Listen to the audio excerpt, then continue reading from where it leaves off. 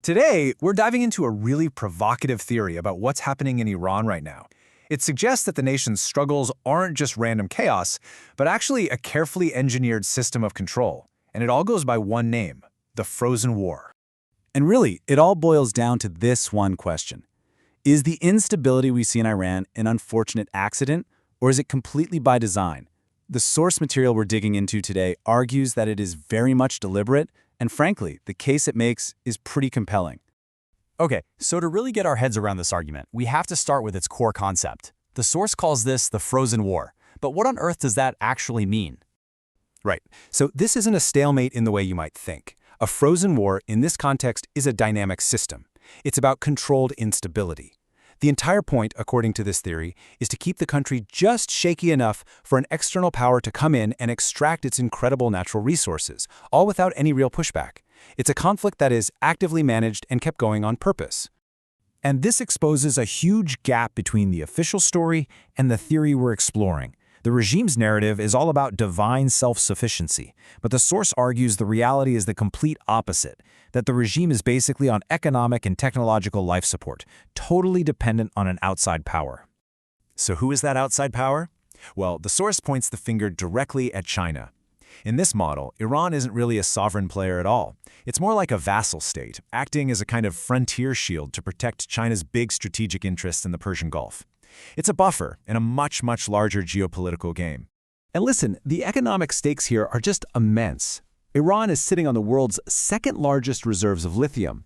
The theory goes that this frozen war allows China to extract that lithium and other valuable minerals for just a fraction of their real market price. This managed chaos has a massive payoff.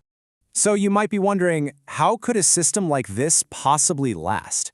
Well, the source argues that this external machine is actually powered by an internal one, a kind of philosophical weakness it calls a spiritual vacuum. This is where we pivot from geopolitics to the internal mindset that allows this frozen war to continue.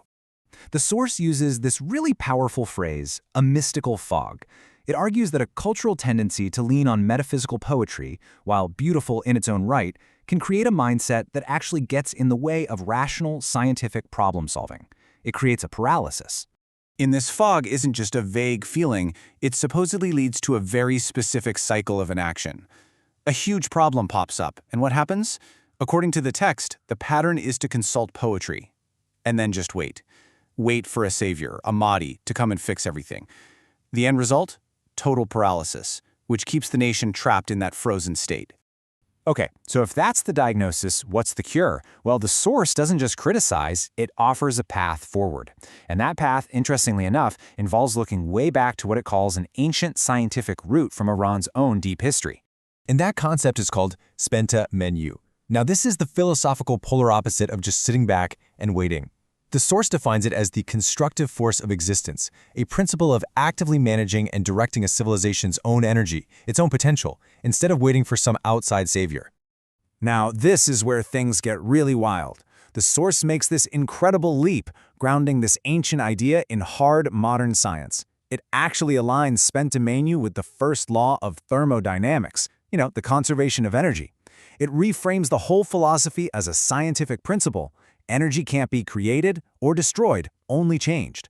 So a civilization has to actively manage its own energy, or you can be sure that someone else will manage and exploit it for them.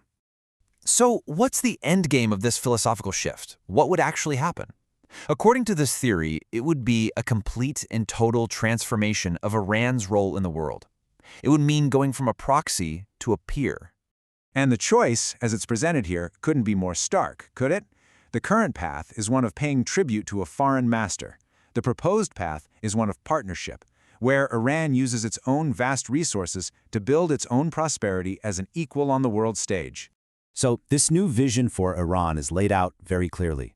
A secular state, not a theocracy. A nation led by its brilliant intellectual diaspora. A true global partner, no longer just someone's proxy. And maybe most importantly, a country where its own incredible resources finally build its own national prosperity. So in the end, the source gives us this single coherent theory, a diagnosis of a frozen war and a cure that's rooted in this deep philosophical change. And it leaves us with one last big question to think about.